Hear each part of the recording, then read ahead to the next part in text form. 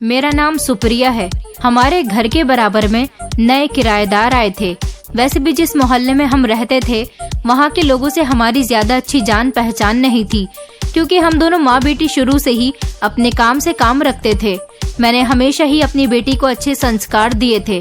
मेरी बेटी का इंटर कंप्लीट हो चुका था। वो आगे नहीं पढ़ना चाहती थी और उसको आगे पढ़ाने के लिए मेरे पास भी इतने पैसे नहीं थे। बस मैंने सोच लिया था कि मेरी बेटी ने इंटर कंप्लीट कर लिया है, अब यही बहुत है। मैं उसके लिए अच्छा सा रिश्ता तलाश करके उसकी शादी कर दूंगी और अपने फर्ज से अदा हो जाऊंगी। आखिरकार वो मेरी इकलौती बेटी थी, इसलिए अब मुझे अपनी बेटी का दान दहेज इकट्ठा करना था। मेरी अपनी बेटी से बहुत सारी उम्मीदें जुड़ी हुई थी। मैंने सोचा था कि मैं अपनी बेटी की शादी किसी ऐसे परिवार में करूंगी जहां पर उसे बहुत प्यार मिले, और उसका जीवन साथी किसी ऐसे लड़के को बनाऊंगी जो मुझे भी अपनी माँ की तरह समझे। मैं उसको अपना बेटा समझ सकूं, क्योंकि भगवान ने मुझे सिर्फ एक ही बेटी दी थी। मैं हमेशा यही सोचती थी कि अगर मुझे एक बेटा और दिया होता तो वो मेरा जिंदगी गुजारने का सहारा होता।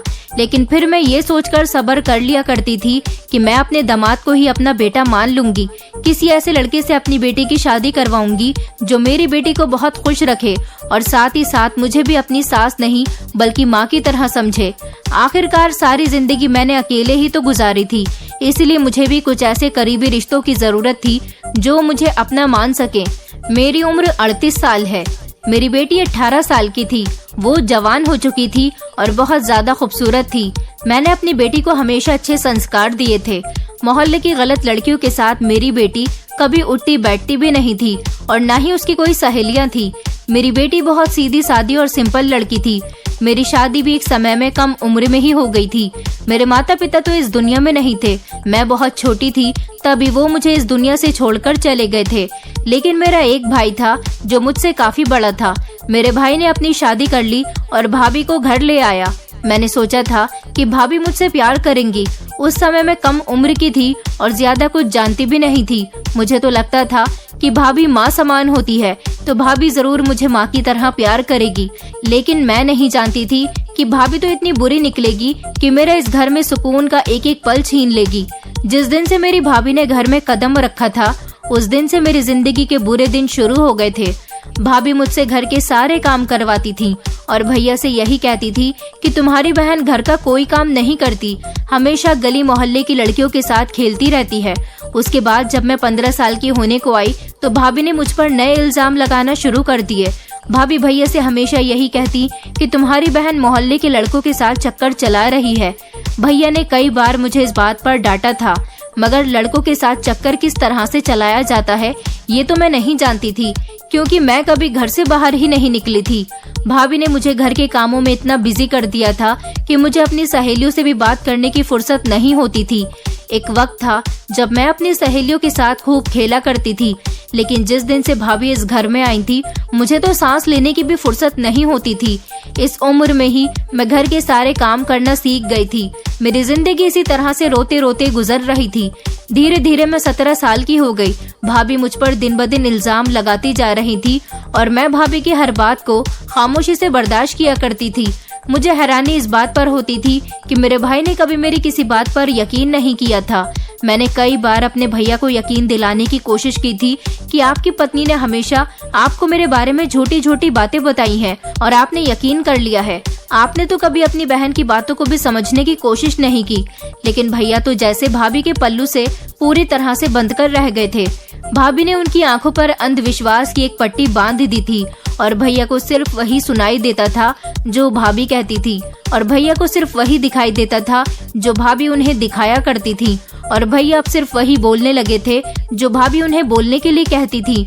मैं जवान हुई तो भाभी कहने लगी कि तुम्हारी बहन की हरकतें बहुत बढ़ती जा रही है। छत पर कपड़े डालने के लिए जाती है तो घंटों में उतर कर आती है। मैंने इसे अपनी आंखों से पड़ोस वाले लड़के से छत पर बातें करते हुए देखा है। भैया ने जब मुझसे सवाल किया कि क्या तुम्हारी भाभी ठीक कह रही हैं, मैं उनसे क्या कह सकती थी। मैं खामोश रही, क्योंकि अगर मैं उनसे कह देती कि हाँ मैं पड़ोस वाले लड़के से बातें करती हूँ तब भी मुझे भैया डांट लगाते, और अगर मैं अपनी सफाई में कहती कि भाभी झूठ बोल रही हैं तब भी भैया मुझे डांट लगाते। इसीलिए मैं खामोश रही और मेरी खामोशी का मतलब भैया समझ चुके थे कि गलती मेरी ही है। भैया ने मेरे लिए जल्दबाजी का रिश्ता तलाश करना शुरू कर दिया। वो चाहते थे कि जैसे तैसे उनकी बहन की शादी हो जाए और वो इस घर से निकल जाए, क्योंकि भैया को लगने लगा था कि उनकी बहन अब उनके लिए बोझ बनती जा रही है। मैं बहुत साफ कैरेक्टर की लड़की थी, मगर मेरी भाभी ने ही मेरा कैरेक्टर भैया की नजरों में खराब कर दिया था, तो इसमें मैं कुछ नहीं कर सकती थी। भैया ने मेरा रिश्ता तलाश किया, मेरी शादी करने का फैसला कर लिया, तो मैंने भी खामोशी से शादी कर ली। वैसे भी इस घर में मेरे ऊपर काफी इल्जाम लग चुके थे। अगर मैं कहती कि मुझे शादी नहीं करनी है, तो भी मैं जानती थी कि भाभी मेरे साथ इससे ज्यादा बुरा कर देंगी। भाभी जैसे तैसे मुझे इस घर से निकालना चाहती थी, और भाभी अब इस प्लान में कामयाब हो चुकी थी, क्योंकि भैया ने अपनी मर्जी के मुताबिक मेरी शादी कर दी थी। मुझे लगा कि शादी होने के बाद जब मैं अपनी ससुराल जाऊंगी तो शादीशुदा जिंदगी से कुछ तो बदलाव आएगा। जिस तरह से मेरी भाभी ने मेरे भैया को अपने काबू में कर लिया था, शायद इसी तरह से मैं भी अपने पति से जो कहूंगी वो वैसा ही किया करेगा। मगर मैं नहीं जानती थी कि हर मर्द एक जैसा नहीं होता और हर औरत अपने पति को अपने काबू में नहीं कर सकती। शादी के बाद जब विदा होकर अपनी ससुराल आई तो मुझे लगा था कि ससुराल वाले मुझे बहुत प्रेम से रखेंगे, मगर मैं नहीं जानती थी कि इस घर में भी मेरी भाभी की जैसी मेरी सास मौजूद है। मेरी सास बहुत चालाक औरत थी। मैं देखने में एक मामूली सी शक्ल की थी। मेरी सास का हमेशा यही कहना रहता था कि मैं अपने बेटे के लिए खूबसूरत लड़की तलाश करना चाहती थी, मगर ना जाने तुम इस घर में कैसे आ गई। तुम्हारे भाई ने तो कहा था कि दहेज में काफी कुछ देगा, मगर तुम तो दहेज में भी कुछ लेकर नहीं आई और एक मामूली सी शक्ल वाली निकली। मेरे बेटे का तो भाग्य ही फूट गया। मेरी सास ने भी मुझे भाभी की तरह सारी जिंदगी बहुत तंग किया। मैं अपनी ससुराल में सब कुछ बर्दाश्त करके रहती रही। अपने पति से अगर कुछ कहने की कोशिश करती तो मेरा पति कहता कि वो मेरी माँ है, हमेशा मेरी माँ की इज्जत किया करो। मेरी माँ के बारे में कभी कुछ कहने की कोशिश की तो तुम्हें जान से मार दूंगा। मेरी सास मुझसे घर के सारे काम करवाती और कभी कभी तो जानबूझकर साफ कपड़े भी गंदे कपड़ों में मिलाकर कहती थी कि सारे कपड़े धो लो। कभी कभी तो जबरदस्ती घर में गंदगी फैलाकर कहती कि घर की सफाई ढंग से करो। मेरी सास को मुझे तंग करना बहुत अच्छा लगता था, क्योंकि भगवान ने उसको बेटी नहीं दी थी, इसीलिए उन्हें किसी की बेटी की तकलीफ का अंदाजा नहीं था। मैं भी खामोशी से सब कुछ बर्दाश्त करती रहती थी। फिर एक दिन मुझे पता चला कि मैं गर्भवती हूँ। ये खबर सुनकर मेरी सास तो खुश नहीं हुई थी, मगर मेरा पति बहुत खुश हुआ था। मेरा पति एक मामूली सा सीधा साधा इंसान था, जिसको मुझ जैसी ही सीधी सादी लड़की मिल गई थी। न जाने मेरा पति किस पर गया था, क्योंकि मेरी सास तो बहुत चालाक औरत थी, लेकिन मेरा पति अपनी माँ के खिलाफ एक शब्द भी नहीं सुन सकता था।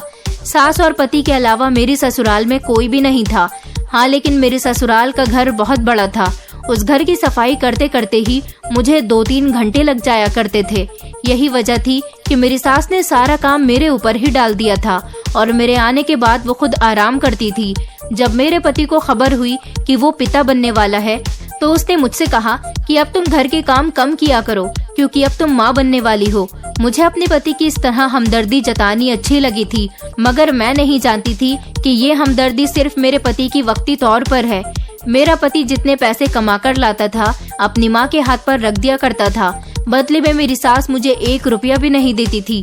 जिस दिन से मेरी शादी हुई थी, उस दिन से मैंने अपनी मर्जी का ना तो कोई कपड़ा पहना था और ना ही मैं कभी बाजार गई थी, क्योंकि शादी से पहले भी मैं घर के कामों में उलझकर रह गई थी और शादी के बाद भी मैं घर के कामों में ही उलझती गई थी। बल्कि ससुराल आने के बाद तो मुझ पर जिम्मेदारी और ज्यादा बढ़ गई थी। अब मुझे एहसास हो रहा था कि कुछ लड़कियों के मायके और ससुराल में कोई फर्क नहीं होता, बल्कि दोनों एक जैसे होते हैं। फिलहाल 9 महीने इसी तरह से गुजर गए और मैंने एक प्यारी सी बेटी को जन्म दिया। मेरी बेटी को गोद में लेते ही मेरे पति का चेहरा उदास हो गया था। मुझे अपने पति की हमदर्दी के बारे में अब पता चला था कि आखिरकार मेरा पति मेरी प्रेगनेंसी की खबर सुनकर इतना ज्यादा खुश क्यों था, क्योंकि मेरे पति को बेटा चाहिए था और उसे लगता था कि मैं बेटे को जन्म दूंगी, लेकिन मैंने बेटी को जन्म दिया था। कुछ ऐसा ही हाल मेरी सास का भी था। बेटे की शक्ल देखने के बाद मेरी सास फूट फूट कर रो रही थी।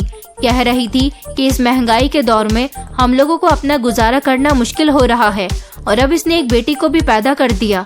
मैंने अपनी सास से कहा कि जितना हम लोग खाते हैं उतना ही मेरी बेटी भी खा लिया करेगी, और बेटा होता तो वो भी उतना ही खाता। मेरी सास कहती, हाँ मगर बेटा कमाकर तो लाता। क्या तुम्हारी बेटी कमाकर लाएगी? बेटियां तो उल्टा पिता के लिए बोझ बन जाती हैं। इसकी शादी होगी, इसे दान दहेज देना पड़ेगा और कुछ लड़कियां तो ऐसी भी होती हैं जो घर से भागकर अपने माता पिता के मुंह पर कालिक मल जाती हैं। मैंने अपनी सास से कहा कि आप ये किस तरह की बातें कर रही हैं। मुझे अपनी सास और पति की नियत पर अफसोस हो रहा था कि हमारे समाज में आज भी कुछ ऐसे लोग मौजूद हैं जो बेटा और बेटी में फर्क समझते हैं। मेरा पति तो मुझसे बिल्कुल भी बात नहीं करता था। उसे हमेशा बेटे के ही तमन्ना थी। बेटी पैदा करने के बाद सबके मुंह बन गए थे, जबकि मेरी सास ने तो अभी तक मेरी बेटी को गोद में भी नहीं लिया था। मैं अपनी बेटी का ख्याल भी रखती और घर के भी सारे काम किया करती थी और सारा दिन रोती रहती थी, क्योंकि मेरी बेटी को भी मेरी जरूरत होती थी। वो मेरी गोद में आने के लिए तड़पती रहती और रोती रहती थी। लेकिन मैं घर के कामों में इतनी बिजी रहती थी कि अपनी बेटी को गोद में लेने की या उसे दूध पिलाने की मुझे फुर्सत ही नहीं होती थी। अगर मैं काम से बचकर अपनी बेटी को गोद में ले लेती तो मेरी सास आकर मुझे बातें सुनाने लग जाती थी कि काम को देर हो रही है, अपनी बेटी को छोड़ और पहले काम किया कर। मेरी कहानी बहुत दुख भरी है। मैंने अपनी जिंदगी में बहुत सारे दुख झेले थे। फिर एक दिन ऐसा हुआ कि मेरी सास की मौत हो गई, क्योंकि वो बीमार रहने लगी थी। उनके मर जाने से मुझे इतना सुकून जरूर मिला था कि मैं अपनी बेटी के साथ समय गुजार लिया करती थी और घर के काम जब मौका मिलता तब कर लेती, क्योंकि अब मुझे सताने वाली या मुझे बातें सुनाने वाली मेरी सास इस दुनिया से जा चुकी थी। पति था तो वो ज्यादातर बाहर ही रहता था। उसे तो मुझसे और मेरी बेटी से कोई मतलब ही नहीं था। कई साल और इसी तरह से गुजर गए, लेकिन मेरे पति ने मेरी बेटी को पिता की तरह प्यार नहीं किया। फिर एक दिन मेरा पति भी इस दुनिया से चला गया। वो जहाँ पर काम करता था वहाँ काम करते समय अचानक उसकी तबीयत बिगड़ गई और उसकी मौत हो गई। अब हम दोनों माँ बेटी अकेले ही बचे थे।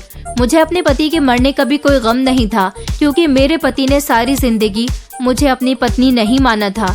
यहाँ तक कि अपनी बेटे को भी उसने बेटी नहीं माना था। काफी सारा वक्त इसी तरह से गुजर गया। एक दिन हमारे घर पर गांव के सरपंच ने धावा बोल दिया और वो कहने लगे कि तुम्हें ये घर हमारे हवाले करना होगा। मैंने सरपंच से कहा कि ये घर मेरा है, मेरे पति का है। अब इस घर में मैं और मेरी बेटी रहेंगे। सरपंच कहने लगा कि हम तुम पर कोई जुल्म नहीं करना चाहते। दरअसल जीते जी तुम्हारे पति ने हमसे काफी सारा कर्जा लिया था और वो उसमें से अभी आधा भी नहीं चुका पाया था। हमने यही सोचा कि तुम एक औरत हो, हमें तुमसे क्या पैसे मांगने चाहिए, लेकिन फिर ख्याल आया कि तुम्हारा घर तो काफी बड़ा है। अगर तुम चाहो तो हमारा कर्जा इस घर को बेचकर पूरा कर सकती हो। मेरी कुछ समझ नहीं आ रहा था कि मैं क्या करूं। गांव के सरपंच एक अच्छे इंसान थे, मगर इस समय तो मुझे वो भी बहुत बुरे लग रहे थे, क्योंकि वो मेरा घर मुझसे छीनने की बात कर रहे थे।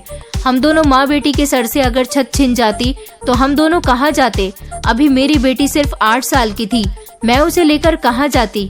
मेरा इस दुनिया में अपना कोई भी नहीं था। सरपंच जी कहने लगे कि ये घर बहुत बड़ा है, हम इस घर को बेच देते हैं और बेचने के बाद आधे पैसे हम ले लेंगे और आधे पैसे तुम्हें दे देंगे। इसी तरह से कर्जा पूरा हो सकता है। दरअसल मेरे पति ने कई सालों पहले अपना अलग कारोबार करने के लिए सरपंच जी से पैसे कर्ज पर लिए थे, लेकिन वो सब उसने किसी और काम में उड़ा दिए थे। ना तो उसने अपना कारोबार पूरा किया था और ना ही उसने अपने लिए कुछ सेविंग्स करके रखी थी। ले देकर ये एक ही घर था, लेकिन अब वो भी सरपंच बेचने की बात कर रहे थे। मैं भी क्या कर सकती थी। मेरे पति ने सरपंच जी से कर्जा लिया था। इस बात के गवाह गांव के बहुत सारे लोग थे, इसीलिए मैं खामोश हो गई और सरपंच जी के कहने के मुताबिक वो घर मैंने बेच दिया। घर बिकते ही जितने पैसे सरपंच जी के थे वो उनको दे दिए गए और जो बाकी के पैसे थे वो मुझे दे दिए गए। मैं वो पैसे लेकर अपनी बेटी के साथ शहर आ गई। ये शहर मेरे लिए अनजान था, क्योंकि मैं कभी अपने गांव से बाहर गई ही नहीं थी। हालांकि मेरी शादी गांव के ही पड़ोस वाले गांव में हो गई थी। मेरा मायका और ससुराल ज्यादा दूर नहीं थी। भैया भाभी के पास जाने की तो मेरे अंदर हिम्मत नहीं थी, क्योंकि मैं दोबारा उस नर्क में जाना नहीं चाहती थी। इसलिए मैं पैसे लेकर जब शहर गई तो शहर के कुछ लोगों से मैंने घर खरीदने की बात कही। उन लोगों ने मुझे एक छोटा सा घर दिलवा दिया था। ये घर भले ही बहुत छोटा था, मगर हम दोनों माँ बेटी के सर की छत था। हम दोनों के लिए बहुत था। हम दोनों माँ बेटी इस घर में रहने लगे थे। मेरे अंदर एक हुनर था। मैं कपड़ों की सिलाई करना अच्छे तरीके से जानती थी। नए घर में आने के बाद मैंने अपनी और अपनी बेटी का पेट इसी तरह से पाला था। गांव में रहते हुए तो मेरी बेटी सरकारी स्कूल में पढ़ने जाया करती थी। यहाँ शहर में आने के बाद मैंने अपनी बेटी का एडमिशन प्राइवेट स्कूल में करवाया था। मैं ही अपनी बेटी की माँ थी और मैं ही उसका पिता थी। मैं नहीं चाहती थी कि जिस तरह से मैंने माता पिता के बिना परेशानी भरी जिंदगी गुजारी है, इसी तरह से मेरी बेटी भी गुजारे। इसीलिए मैं अपनी बेटी को पढ़ा लिखा कर उसकी शादी किसी अच्छे परिवार में कर देना चाहती थी। जिंदगी के सारे कठिन दिन जैसे तैसे हम दोनों माँ बेटी ने गुजार लिए थे। इस मोहल्ले में हमें आए हुए पूरे 10 साल हो गए थे, मगर हम ज्यादा किसी को जानते नहीं थे। मैं सिर्फ उन औरतों को जानती थी जो मेरे पास कपड़ों की सिलाई करवाने के लिए आई थी। मेरी बेटी मुझसे बहुत प्यार करती थी, क्योंकि उसे अपनी माँ की कड़ी मुश्किलों के बारे में सब कुछ पता था कि उसकी माँ किस तरह से आज इस मकाम तक पहुँची है। वैसे तो हमारे मोहल्ले में बहुत सारे घर बने हुए थे, मगर एक घर बिल्कुल बराबर में था जो बिल्कुल हमारे घर के जैसा ही बना हुआ था। सुना था कि उस घर में नए किराएदार आए हैं और उस घर में एक औरत रहती है। उसके 3 बच्चे हैं, 2 बेटियां और 1 बेटा। पति नहीं है। सुना है कि उसका पति कई सालों पहले मर गया। उन लोगों को आए हुए 1 महीना गुजर गया था। मुझे सिर्फ आसपास के कुछ औरतों से मोहल्ले की खबर मिल जाया करती थी, लेकिन एक दिन पड़ोस के घर में रहने वाली ही एक जवान लड़की हमारे घर पर आई और आते ही कहने लगी कि आंटी, मैंने आपके बारे में सुना है कि आप यहाँ कपड़े सिलती हो, इसीलिए मैं आपसे कपड़े सिलवाने के लिए आ गई। मैंने कहा, हाँ ठीक है बेटा, मैं तुम्हारे कपड़े सिल दूंगी। वो मेरी बेटी की ही उम्र की थी और उसने अपना नाम नैना बताया था। मैं घर का कोई काम नहीं करती थी, क्योंकि जब से मेरी बेटी ने अपनी पढ़ाई छोड़ दी थी तभी से वो घर के सारे काम करती थी। इसलिए अब मैं ज्यादा से ज्यादा सिलाई के काम को वक्त दिया करती थी। अब मुझे अपनी बेटी की शादी की बहुत फिक्र थी। मैं धीरे धीरे उसकी शादी के लिए कुछ सेविंग्स करके रख रही थी। 2 दिन बाद नैना के कपड़े सिलकर मैंने उसे दे दिए थे, लेकिन 1 हफ्ते के बाद वो दोबारा से अपनी छोटी बहन को हमारे घर ले आई और 3 जोड़ी कपड़े सिलने के लिए लेकर आई। कहने लगी कि एक उसकी माँ का सूट है और 2 जोड़ी कपड़े उन दोनों बहनों के हैं जो उन्हें अर्जेंट में चाहिए थे, क्योंकि उन्हें कहीं शादी में जाना है। मैं कपड़े सिलने के लिए तैयार हो गई थी। नैना आज काफी देर तक मेरे पास बैठकर बातचीत करती रही। मुझे उसकी आदत बहुत पसंद आई थी। वो हमारे घर काफी देर तक बैठी रही, तो मैंने सोचा कि आज वो फुर्सत से मेरे घर बैठी है तो क्यों ना मैं अपनी बेटी से कहकर उसके लिए चाय बनवा लेती हूँ। मैंने उन दोनों बहनों के लिए अपनी बेटी से चाय बनवाई। मेरी बेटी चाय लेकर आई तो उन लोगों ने मेरी बेटी को देखा और उसकी बहुत तारीफ करने लगी। कहने लगी कि आंटी, आपकी बेटी तो बहुत सुंदर है। वो मेरी बेटी से कहने लगी कि हमने तो तुम्हें आज देखा है, वरना तुम तो शायद अपने घर से बाहर निकलती ही नहीं हो। मेरी बेटी कहने लगी, हाँ मैं ज्यादातर घर के कामों में बिजी रहती हूँ।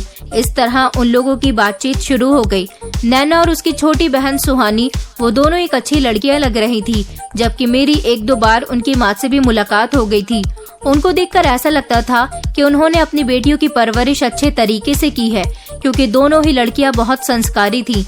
वैसे तो मेरी बेटी की कोई सहेली नहीं थी, लेकिन नैना और सुहानी से मेरी बेटी की फ्रेंडशिप हो गई थी, क्योंकि अब नैना और सुहानी हमारे घर पर कपड़े सिलवाने के बहाने जल्दी जल्दी आती जाती रहती थी। मुझे भी अच्छा लगने लगा था कि मेरी बेटी इन लड़कियों के साथ घुल मिल गई है, क्योंकि इन लड़कियों के अंदर कोई भी मैंने गलत हरकत नहीं देखी थी। जिस तरह से मैंने अपनी बेटी की संस्कारी तरीके से परवरिश की थी, वो भी कुछ ऐसी ही थी। उनका भी यही कहना था कि हम सिर्फ आपके यहाँ कपड़े सिलवाने के बहाने से आ जाते हैं, बाकी हम किसी के घर नहीं जाते। हमारी मम्मी ने हमें इतनी परमिशन नहीं दी हुई। मुझे वो लोग बहुत पसंद आए थे। एक दिन मेरी बेटी ने पड़ोस वाले घर में जाने की बात कही, क्योंकि सुहानी का बर्थडे था और वो मेरी बेटी करीना को अपने घर बर्थडे में इनवाइट कर गई थी। मैंने अपनी बेटी से मना भी किया था, बेटा वो लोग यहाँ आ जाती हैं, बस इतना ही बहुत है। लेकिन मेरी बेटी कहने लगी कि मम्मी, आप तो उन लोगों को जानती है ना, और आपकी तो उनकी मम्मी से भी मुलाकात हो चुकी है।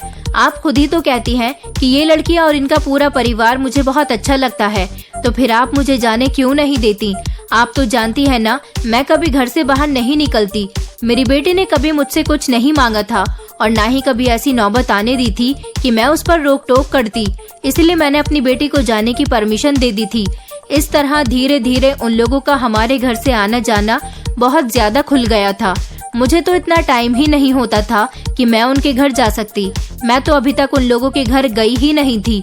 हाँ, लेकिन इतना जरूर था, वो तीनों माँ बेटी मेरे घर आ जाती थी और मेरी बेटी भी कभी कभी उनके घर पर चली जाती थी।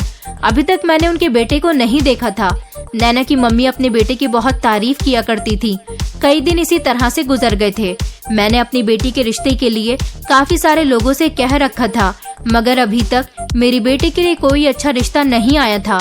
मगर मैं इन दिनों नोटिस करने लगी थी कि मेरी बेटी कुछ बदली बदली सी रहने लगी है। पहले वो घर के सारे काम किया करती थी, लेकिन अब तो वो घर के थोड़े से काम करने के बाद नैना के घर पर चली जाती थी। हालांकि मैंने उसे नैना के घर जाने से रोक टोक नहीं की थी, मगर वो कुछ ज्यादा ही उसके घर जाने लगी थी। मुझे ये बात थोड़ी खटकने लगी थी। एक दिन मैं खामोशी से घर से बाहर निकलकर खुद ही पड़ोस वाले घर में देखने के लिए चली गई कि मेरी बेटी अपने घर से जल्दी काम से फ्री होकर वहाँ क्या करने के लिए जाती है। मैं जैसे ही पड़ोस वाले घर में गई तो ये देखकर मुझे शर्मिंदगी महसूस हुई थी कि मैंने अपनी बेटी पर शक किया। मेरी बेटी वहाँ पर कुछ गलत नहीं कर रही थी और ना ही वहाँ उन लोगों के साथ मिलकर हंसी मजाक कर रही थी, बल्कि कुछ छोटे छोटे बच्चे वहाँ पर बैठे हुए थे। वहाँ मेरी बेटी नैना और सुहानी के साथ मिलकर उन लड़कियों को पढ़ा रही थी। इसी बहाने से उनके घर पर वो चली गई थी, तो उन लोगों की खुशी हुई थी कि मैं उनके घर गई। उन्होंने मेरी अच्छे तरीके से आओ भगत की थी, क्योंकि आज मैं पहली बार उनके घर पर आई थी। मेरी बेटी ने बताया कि मम्मी, ये गरीब लड़कियां हैं। नैना और सुहानी ने इनको ट्यूशन पढ़ाने के लिए अपने पास बुला लिया था, तो मैं भी इन लड़कियों को पढ़ाने में मदद करती हूँ। मैंने अपनी बेटी से कहा कि तुम बहुत अच्छा काम कर रही हो, किसी को शिक्षा देना तो अच्छी बात है। मगर उस दिन के बाद से ही मैंने कभी दोबारा अपनी बेटी पर शक नहीं किया कि वो पड़ोस वाले घर में जाकर कुछ गलत काम करती है। लेकिन उस दिन जब मैं वहाँ पर गई थी तो मेरी मुलाकात नैना के भाई से भी हुई थी। उसका नाम अनंत था। अनंत देखने में बहुत स्मार्ट था, पढ़ा लिखा था और अच्छी कंपनी में नौकरी किया करता था। ये बात मुझे उसकी मम्मी ने ही बताई थी, मगर अनंत के होते हुए मेरी बेटी उसी के घर में मौजूद थी और वो मेरी बेटी को बड़ी फटी फटी नजरों से देख रहा था। मुझे अनंत की ये हरकत बिल्कुल भी पसंद नहीं आई थी। मैंने सोचा था कि अपनी बेटी से मना कर दूंगी कि अब अनंत के सामने तुम यहाँ पर मत आया करो, लेकिन फिर नैना बातों ही बातों में बताने लगी कि भैया आज ही ऑफिस से जल्दी छुट्टी लेकर आए हैं, इसलिए आपकी इनसे मुलाकात हो गई है। नहीं तो भैया सुबह को जल्दी घर से निकल जाते हैं और रात को देर से घर वापस आते हैं। नैना की बात सुनकर मुझे तसल्ली हो गई थी। अब मैं अपनी बेटी को खुद फ्री टाइम में इन लोगों के घर भेज दिया करती थी। काफी सारा समय इसी तरह से निकल गया था। मैं खुश थी कि मेरी बेटी को सहेलियां मिल गई थी। आखिर मेरी बेटी ने सारी जिंदगी अकेले ही गुजार दी थी। लड़कियों की कुछ बातें ऐसी भी होती हैं जो वो अपनी माँ से नहीं कर पाती, बल्कि अपनी सहेलियों से कर लेती हैं या फिर अपनी बहन से। मेरी बेटी के तो कोई बहन भी नहीं थी। ये लोग अच्छे थे, इसीलिए मैं आंख बंद करके इन लोगों पर भरोसा करती थी। मगर मैं नहीं जानती थी कि मेरा भरोसा एक दिन मेरी ही जान को आफत बन जाएगा, क्योंकि मैं काफी दिनों से देख रही थी। पिछले 2 महीने से मुझसे ये लोग जितने भी कपड़े सिलवा रही थी, उनके पैसे मुझे नहीं दे रही थी और मेरी हिम्मत भी नहीं हो रही थी कि मैं नैना से पैसे मांग सकूं। मैंने सोचा था कि पड़ोस की बात है, अगर थोड़े बहुत दिन और लग जाते हैं तो कोई बात नहीं। मगर एक दिन तो मोहल्ले में एक अजीब सा शोर मचने लगा। मैं जैसे ही अपने दरवाजे पर आई तो मैंने देखा कि पड़ोस वाले घर का मकान मालिक जोर जोर से हंगामा काट रहा था। नैना की मम्मी उनसे बातें कर रही थी और वो कह रहा था कि पिछले 3 महीने से आपने मकान का किराया नहीं दिया, अगर इस महीने भी नहीं दिया तो घर से निकल जाना। नैना की मम्मी न जाने क्यों परेशान थी। पता नहीं उन लोगों के घर के हालात कैसे थे। मैं समझ चुकी थी कि उन लोगों के घर के हालात जरूर खराब चल रहे हैं, तभी तो मकान मालिक भी आज इतना हंगामा काट कर गया। उनके पास पैसे होते तो वो जरूर मकान मालिक को पैसे देकर उसका मुंह बंद करवा देती, वरना किसको शौक होता है अपनी बेइज्जती करवाने का। मेरी बेटी से भी मैंने पूछा था कि नैना के घर पर आज मकान मालिक इतना हंगामा क्यों कर रहा था। मेरी बेटी ने भी मुझे यही बताया था कि वो अपने किराए के पैसे मांग रहा था। मेरी बेटी कहने लगी, मम्मी, इन लोगों के फाइनेंशियल हालात अच्छे नहीं चल रहे, बेचारी बहुत परेशान है। मेरी बेटी कहने लगी, मम्मी, आपके पास अगर थोड़े से पैसे हों तो आप प्लीज उन लोगों की मदद कर दीजिए। सुना है कि अनंत की जॉब चली गई है, इसीलिए घर के हालात बहुत खराब चल रहे हैं। मैंने अपनी बेटी से कहा कि बेटी, तुम तो जानती हो कि मैं खुद एक गरीब औरत हूँ और जैसे तैसे करके मैंने तुम्हें इतना बड़ा किया और अब मैं सिलाई करके अपना और तुम्हारा गुजारा कर रही हूँ। यहाँ तक कि तुम्हारी शादी के लिए सेविंग्स करके रख रही हूँ। भला बताओ, मैं तो खुद चंद पैसे कमाती हूँ। मेरी बात सुनकर मेरी बेटी का मुंह लटक गया था। अपनी बेटी का लटका हुआ मुंह देखकर मैंने उससे कहा था, देखो, मेरे पास उन लोगों को देने के लिए पैसे तो नहीं है। हाँ, मगर मैं इतना जरूर कर सकती हूँ कि जो पैसे मेरे उनके ऊपर हैं कपड़ों की सिलाई के, मैं वो माफ कर सकती हूँ। मेरी बात सुनकर मेरी बेटी कहने लगी, मम्मी, आप बहुत अच्छी हो, मैं आपको अच्छी तरह से जानती हूँ। आपके पास अगर पैसे होते तो आप उनकी जरूर मदद करती। ये कहकर मेरी बेटी ने मुझे गले से लगा लिया था। मैं अपनी बेटी से कहने लगी कि बस मुझे तो अब किसी तरह तुम्हारी शादी करके तुम्हें तुम्हारी ससुराल का कर दूं, फिर अपना गुजारा तो मैं कैसे भी करके कर ही लूंगी। कई दिन इसी तरह से गुजर गए थे, लेकिन नैना के घर के हालात बहुत ज्यादा खराब हो गए थे। मकान मालिक ने उनसे मकान खाली करने के लिए भी कह दिया था। मैं भी उन लोगों की तरफ से बहुत परेशान थी, लेकिन मैं देख रही थी कि इन दिनों मेरी बेटी मुझे बहुत खुश नजर आ रही थी, मगर मैं अपनी बेटी की खुशी की वजह नहीं जानती थी। मैं नहीं जानती थी कि उसके होठों पर आने वाली खुशी मेरे लिए कितनी बड़ी मुसीबत बनने वाली है, क्योंकि हम दोनों माँ बेटी एक बिस्तर पर ही सोया करते थे और उस रात भी एक दूसरे के बराबर में लेटे हुए सो रहे थे। आधी रात के समय जब मेरी आँख खुली तो मैंने देखा कि मेरी बेटी बिस्तर से गायब थी। मैं अचानक घबरा गई। मुझे लगा मेरी बेटी वॉशरूम गई होगी, लेकिन जब काफी देर तक मेरी बेटी नहीं आई तो मैं बहुत ज्यादा घबरा गई और मैंने अपनी बेटी को घर में तलाश करना शुरू कर दिया। मेरी बेटी कहीं पर भी नहीं थी। मैंने जल्दी से अपने सर पर पल्लू किया और मैं पड़ोस वाले घर में अपनी बेटी को ढूंढने के लिए चली गई। वहां जाकर देखा और उन लोगों को बताया कि मेरी बेटी घर में मौजूद नहीं है, क्या आपके यहाँ पर आई है? तो वो लोग भी परेशान हो गई और कहने लगी कि नहीं, करीना हमारे घर पर नहीं आई। मैं बहुत परेशान हो गई थी। मेरी आंखों से आंसू निकल रहे थे कि मेरी बेटी कहाँ पर चली गई। मगर हैरानी वाली बात ये थी कि मेरी बेटी घर के दरवाजे से तो घर से बाहर नहीं निकली थी। मेरे कुछ समझ नहीं आ रहा था कि मैं क्या करूं। अनंत ने मुझे परेशान होता हुआ देखा तो वो कहने लगा कि आंटी क्या हो गया है। मैंने उसको पूरी बात बताई तो अनंत कहने लगा, आंटी आपको सुबह होने का इंतजार करना होगा। ऐसा भी हो सकता है कि करीना को कोई इम्पोर्टेंट काम आ गया हो, इसलिए वो घर से चली गई हो। मैंने कहा, बेटा नहीं, उसको भला कौन सा ऐसा इम्पोर्टेंट काम आ सकता है। मेरी बेटी तो घरेलू लड़की है, वो बाहर की दुनिया को ज्यादा नहीं जानती और घर का दरवाजा तो अंदर से बंद था। अगर उसे कोई इम्पोर्टेंट काम होता तो वो मुझे बताकर जरूर जाती। न जाने मेरी बेटी कहाँ चली गई। मैं तुम्हारे आगे हाथ जोड़ती हूँ, प्लीज मेरी बेटी को तलाश करने की कोशिश करो। बल्कि मैं तो कहती हूँ कि हम दोनों अभी इसी समय पुलिस में रिपोर्ट दर्ज करवाने के लिए चलते हैं।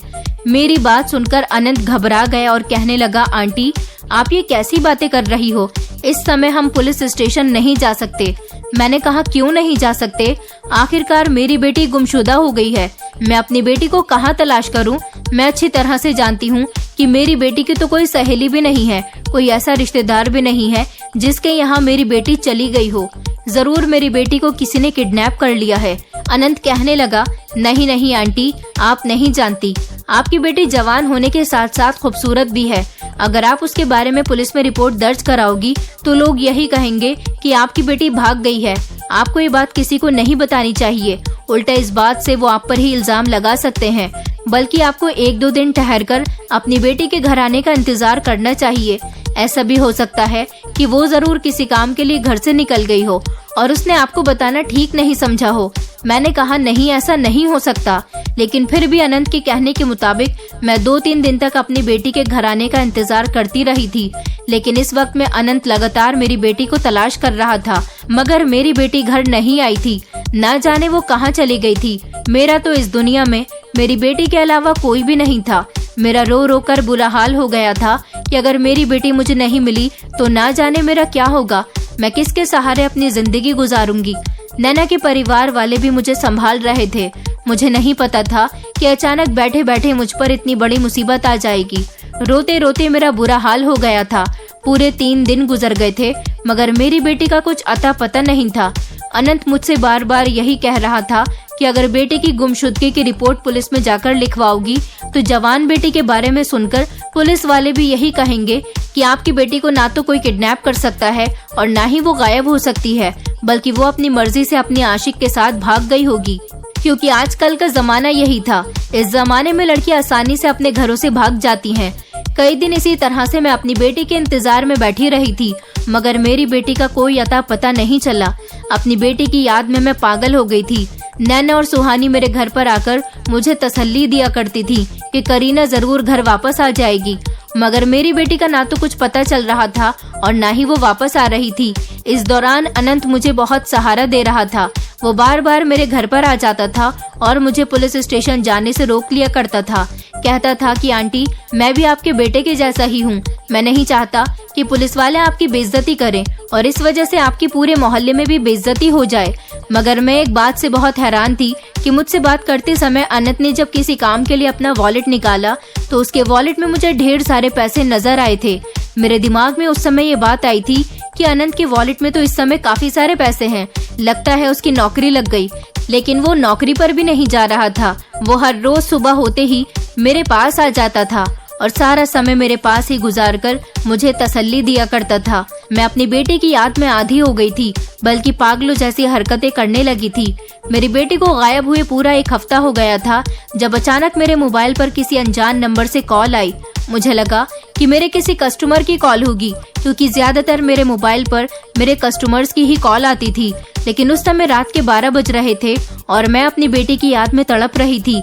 मैंने जैसे ही कॉल रिसीव की तो मेरे पैरों तले से जमीन निकल गई थी, क्योंकि कॉल पर हेलो बोलने वाला इंसान कोई और नहीं बल्कि मेरी बेटी थी। मेरी बेटी फूट फूट कर रो रही थी।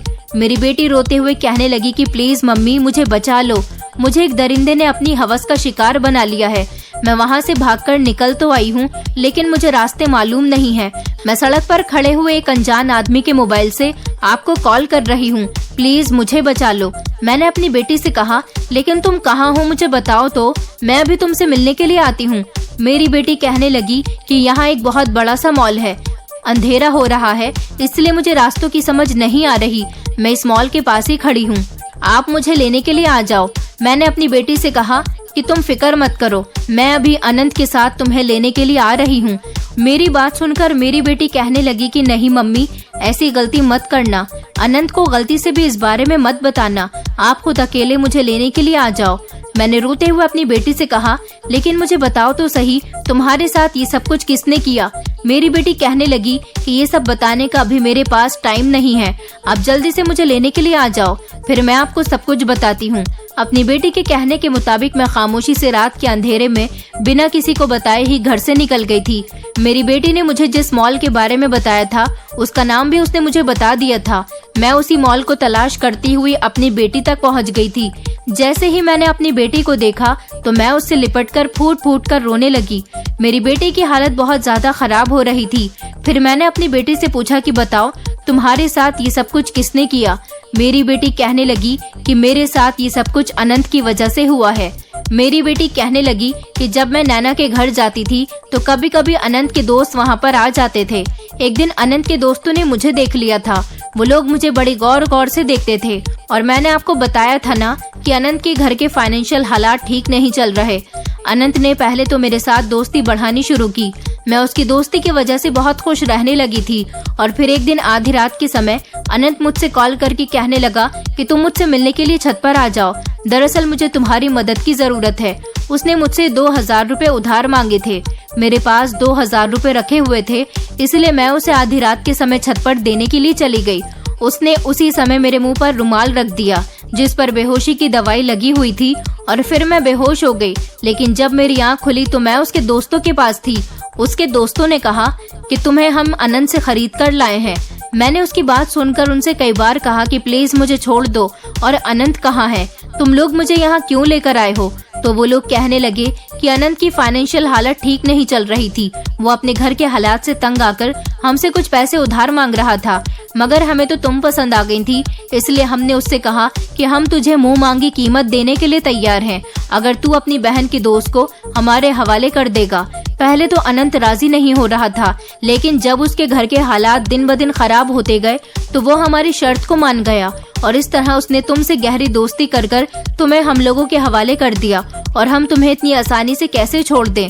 आखिर हम तुम्हारे पूरे 3 लाख रुपए अनंत को दे चुके हैं और अब तुम हमारे पास ही रहोगी। वैसे भी हम इतने पैसे खर्च करके लड़कियां लाते हैं। तुम तो बहुत खूबसूरत लड़की हो, तुम हमारे आगे तक काम आओगी। हमारे साथ ज्यादा होशियारी करने की कोशिश मत करना। यहाँ पर आने का रास्ता जरूर है, मगर यहाँ से जाने का रास्ता तुम्हारे लिए कोई भी नहीं है। मैं उन लोगों के सामने हाथ जोड़कर रिक्वेस्ट करती रही, मगर उन लोगों ने मेरी एक भी न सुनी और इसी तरह वो एक एक करके मेरी इज्जत के साथ खिलवाड़ करते रहे। मम्मी, आप जानती हैं अनंत बहुत चालाक इंसान है। उसने मेरे बदले अपने दोस्तों से काफी सारे पैसे वसूल किए और आज मैं अपनी जान छुड़ाकर बड़ी मुश्किल से वहाँ से भागकर आई हूँ। वो लोग मुझे बहुत दूर ले गए थे। वहाँ जाने के बाद कई बार मैंने वहाँ से भागने की कोशिश की, मगर नहीं भाग सकी, क्योंकि जिस घर में उन्होंने मुझे रखा हुआ था उस घर में बाहर बहुत सख्त पहरा था। आज मैंने फैसला कर लिया था कि मैं जैसे तैसे घर से भागकर ही रहूंगी। इसलिए मैंने अपने दुपट्टे को आग लगाई और मैं आग लगे हुए दुपट्टे को पकड़कर बाहर तक भागती चली आई। उस समय वहाँ पर 2 लड़के ही मौजूद थे, बल्कि बाकी के 2 लड़के गायब थे। वो लोग समझे कि मैं जल रही हूँ, इसलिए वो लोग मेरे दुपट्टे की आग बुझाने में लग गए और मैं अपना दुपट्टा वहीं छोड़कर तेजी से भाग गई। वो लोग काफी दूर तक मेरे पीछे भागते हुए आए। मैं हमारे ही शहर के नाम वाली एक बस में बैठ गई और इस तरह मैं यहाँ तक आ गई। यहाँ आने के बाद मैं बहुत ज्यादा परेशान हो रही थी। मेरी समझ नहीं आ रहा था कि अब मैं आगे तक घर कैसे पहुँचूं। इसलिए मैंने आपको वहाँ पर खड़े हुए एक अंकल के मोबाइल से कॉल कर दी। वो अंकल बहुत अच्छे थे, उन्होंने मेरा काफी देर तक ध्यान रखा। फिर जब आपको आने में समय होने लगा तो अंकल कहने लगे कि बेटी अब तुम अपना ध्यान रखना, तुम्हारी मम्मी आती ही होंगी, मैं अपने घर को चलता हूँ। मैंने भगवान का लाख लाख शुक्रिया अदा किया था कि मेरी बेटी सही सलामत मेरे पास आ गई थी। लेकिन अफसोस की बात ये थी कि मेरी बेटी अपनी इज्जत गंवा चुकी थी। लेकिन मैं अब खामोश नहीं बैठ सकती थी। अब मुझे याद आ रहा था कि अनंत अभी मुझे पुलिस स्टेशन जाने से बार बार रोक रहा था और वो मेरे दिमाग में ये बात डाल रहा था कि पुलिस उल्टा मेरी बेटी पर ही इल्जाम लगा देगी। अब मुझे उसकी चालाकी समझ आई थी। यही वजह थी कि उसके पर्स में उस दिन ढेर सारे पैसे थे। मैंने फैसला कर लिया था कि मैं अभी और इसी समय अपनी बेटी को पुलिस स्टेशन लेकर जाऊंगी, क्योंकि मैंने भी पहले काफी सारे जुल्म खामोशी से बर्दाश्त किए थे। मैं नहीं चाहती थी कि मेरी बेटी भी ये सब कुछ खामोशी से बर्दाश्त करे। मैं चाहती थी कि मेरी बेटी के आरोपियों को भी सजा मिलनी चाहिए। इसलिए मैं अपनी बेटी को पुलिस स्टेशन लेकर चली गई। वहाँ जाकर मेरी बेटी ने पुलिस को सारे बयान दिए। पुलिस वालों ने मेरी बेटी का मेडिकल चेकअप करवाया। मेडिकल रिपोर्ट से साफ पता चल गया था कि मेरी बेटी के साथ गलत काम हुआ है। इसलिए पुलिस वालों ने उन 4 लड़कों को अरेस्ट कर लिया और साथ ही साथ अनंत को भी अरेस्ट कर लिया था, क्योंकि इस सब में उसका ही हाथ था। कभी कभी हमें अनजान लोगों को इतना अपना नहीं बना लेना चाहिए कि हम ये भी भूल जाएं कि हमारा इनसे कोई रिश्ता नहीं है। अनंत के परिवार वालों से मेरा कुछ ऐसा ही रिश्ता हो गया था और उसने इसी भरोसे और रिश्ते का फायदा उठाते हुए मेरी बेटी को अपने दोस्तों के हाथों बेच दिया था और फिर मैं भी उसकी बातों में आ गई थी। मुझे ऐसा लगता था कि वो मुझे तसल्ली दे रहा है, मगर वो मुझे तसल्ली नहीं दे रहा था, बल्कि मुझे पुलिस स्टेशन जाने से या कोई ऐसा कदम उठाने से रोक रहा था जिससे उसकी गलती और उसके दोस्तों की गलती मेरी आंखों के सामने आ जाए। वो तो अच्छा था कि मेरी बेटी वहाँ से भाग निकली थी और मेरी बेटी ने मुझे फोन करके सब कुछ बता दिया था, वरना मैं सारी जिंदगी अपनी बेटी को तलाश करती रह जाती और वो दरिंदा मेरी बेटी को बेचकर उन पैसों पर अय्याशी करता रहता। अनंत की माँ और बहनों के सामने जब उसकी सच्चाई खुलकर आई तो वो लोग बहुत शर्मिंदा हुई थी। अनंत की मम्मी ने मुझसे अपने बेटे को छुड़वाने के लिए बहुत रिक्वेस्ट की थी, मगर मैं उनकी कोई बात नहीं सुनने वाली थी, क्योंकि मैंने उन लोगों पर बहुत भरोसा किया था। और हैरानी वाली बात ये थी कि नैना, जो कि मेरे बेटे की दोस्त बनकर उसके साथ हमदर्दी जताती थी, वो भी अपने भाई के साथ मिली हुई थी। जब पुलिस अनंत को अरेस्ट करने के लिए आई थी तो नैना मेरे पैरों में गिरकर मुझसे माफी मांगने लगी थी और कहने लगी कि आंटी, मेरे भाई ने ये सब कुछ सिर्फ इसीलिए किया क्योंकि हमारे फाइनेंशियल हालात बहुत खराब हो गए थे। आप तो जानती है ना कि हमारे घर में खाने को भी कुछ नहीं था और मकान मालिक भी हमें बहुत तंग कर रहा था। मैंने कहा, तो क्या तुम लोगों को मेरी बेटी ही बेचने के लिए नजर आई थी? अगर उसके दोस्तों ने उसे मेरी बेटी को खरीदने का लालच दिया तो तुम्हारे भाई ने मेरी बेटी को बेच दिया। बताओ मेरी बेटी के साथ क्या होगा? तुम लोगों की वजह से मेरी बेटी की जिंदगी खराब हो गई। कई महीनों तक अनंत जेल में सड़ता रहा और उसके चारों दोस्त भी। इस सब का सबसे ज्यादा असर अनंत की फैमिली पर पड़ा था, क्योंकि वो चारों तो अमीर परिवार से बिलोंग करते थे, जबकि अनंत एक मिडिल क्लास फैमिली का रहने वाला लड़का था। अनंत के जेल जाने के बाद उसकी माँ बहनों की बहुत बेइज्जती हो रही थी, जबकि मेरी बेटी के बारे में भी मोहल्ले में सबको खबर हो गई थी। अनंत की माँ बार बार मेरे पास रोते हुए केस वापस लेने के लिए रिक्वेस्ट कर रही थी, मगर मैं ऐसे कैसे केस वापस ले सकती थी? आखिरकार मेरी बेटी की इज्जत के साथ खिलवाड़ हुआ था। मेरी बेटी टूट कर रह गई थी। फिर एक दिन अनंत की माँ मेरे पास आई और रोते हुए कहने लगी कि देखो बहन, प्लीज ये केस वापस ले लो। मैं तुम्हारी बेटी को अपनी बहू बनाकर रखूंगी। मैं जानती हूँ कि तुम्हारी बेटी से कोई शादी नहीं करेगा, क्योंकि बात उसकी इज्जत की है, मगर मैं तुम्हें भरोसा दिलाती हूँ कि मेरा बेटा उससे शादी करेगा और उसे सारी जिंदगी सुखी रखेगा। तुम्हारी बेटी को मैं कोई तकलीफ नहीं होने दूंगी। पहले तो मुझे अनंत की माँ की बात सुनकर बहुत गुस्सा आया था कि उसकी हिम्मत कैसे हुई कि वो अपने घटिया बेटे की शादी मेरी बेटी से करवाने के बारे में सोच रही है। लेकिन फिर उन लोगों के बार बार माफी मांगने से मैंने यही सोचा कि अब मेरी बेटी को भी ये समाज एक्सेप्ट नहीं करेगा, कोई भी मेरी बेटी से शादी नहीं करेगा। यही सब सोचते हुए मैंने डिसीजन लिया कि मुझे अपना केस वापस ले लेना चाहिए और अनंत की मम्मी जो कह रही हैं उनकी बात मान लेनी चाहिए, क्योंकि मैं भी एक अकेली औरत थी, मेरे आगे पीछे कोई भी नहीं था। आखिर मैं कब तक ये रुसवाई बर्दाश्त कर सकती थी। इसीलिए मेरी बेटी के बयान पर पुलिस ने अनंत को छोड़ दिया था, मगर उन चारों लड़कों को सजा हो गई थी। वो लोग हमारी बहुत एहसानमंद थी। मेरी बेटी को भी मैंने समझा दिया था और मेरी बेटी अनंत से शादी करने के लिए मान गई थी। फिर अनंत के जेल से आ जाने के बाद मैंने अनंत की शादी अपनी बेटी के साथ करवा दी। मेरी बेटी अब अनंत के साथ खुश रह रही है और अनंत ने अपनी भरपूर कोशिश से मेरी बेटी का दिल जीत लिया। मेरी बेटी ने उसे माफ कर दिया था। कहने को तो ये बहुत बड़ी गलती थी। मेरी बेटी की जगह कोई और लड़की होती तो वो भी अनंत को माफ नहीं करती। लेकिन हम दोनों माँ बेटी एक ऐसे समाज में रहने वाली औरतें थे जिनका एक दूसरे के अलावा कोई भी नहीं था और हम दोनों ही तकदीर के मारे हुए थे। इसलिए मेरी बेटी को ऐसे इंसान के साथ गुजारा करना पड़ा जिसको वो सारी जिंदगी माफ नहीं कर सकती थी। मगर फिर भी मेरी बेटी ने अपना दिल बड़ा किया। भगवान ने उसकी जिंदगी में इतनी खुशियां लिख दी कि अनंत ने उसे बहुत प्यार दिया और अपने प्यार की वजह से उसने अपने साथ होने वाले हादसे को अपने दिमाग से निकाल दिया। आज मेरी बेटी अनंत के साथ बहुत खुश रह रही है और अनंत उसे बहुत प्यार करता है। अपनी मेहनत के बलबूते से वो जिस घर में किराए पर रहता था उसने उस घर को अपनी मेहनत की कमाई से खरीद लिया और वो मुझे भी अपनी माँ की तरह समझता है।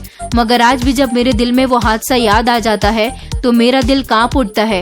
लेकिन मैं आप लोगों से यही कहना चाहूंगी कि हमेशा अनजान लोगों पर विश्वास करते समय उनकी पूरी जांच पड़ताल कर लेनी चाहिए और अपनी बेटियों को दूसरों के हवाले इतना न छोड़ें कि हमदर्दी के चक्कर में आप लोग उनकी बेवकूफ़ी का शिकार बन जाएं। दोस्तों, उम्मीद करती हूँ आपको हमारी कहानी पसंद आई होगी। कहानी पसंद आई है तो वीडियो को लाइक करें, चैनल पर नए हैं तो चैनल को सब्सक्राइब करें और हाँ, नोटिफिकेशन बेल को जरूर दबाएं ताकि अगली अपडेट सबसे पहले आपको मिले।